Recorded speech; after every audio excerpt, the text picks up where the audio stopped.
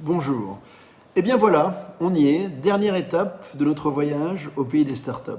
Vous l'avez compris, ce qui est en train de se produire sous nos yeux n'est autre que le début d'un monde si nouveau et si différent que plus aucune organisation, aucune façon de faire, aucune méthode, aucune recette ne peut plus être considérée comme définitive. Tout peut et tout doit être remis en question régulièrement, même et surtout quand cela commence à bien fonctionner. C'est fatigant, mais préférable à la perspective d'assister trop rapidement à son propre enterrement. Et cela concerne bien sûr les entreprises traditionnelles, mais aussi les startups. Car en grandissant, celles-ci vont être inévitablement confrontées aux mêmes problèmes que leurs aînés.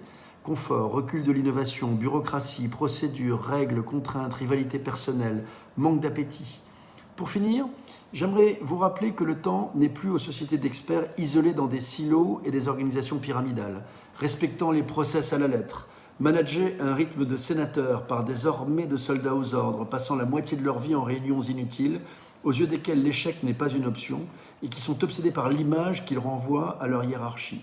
L'avenir appartient à des mini-collectivités d'intrapreneurs cross-fonctions, obsédés par la satisfaction de leurs clients, opérant en toute transparence, expérimentant rapidement, prenant des risques, commençant petit, rêvant grand, qui voient dans chaque échec une source inépuisable d'amélioration et qui se moquent de leur réputation auprès de leur chef.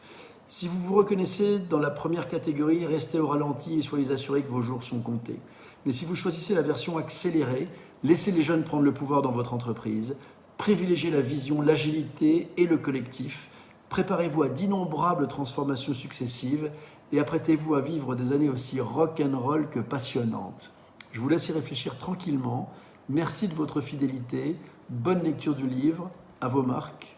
Prêt, start-up.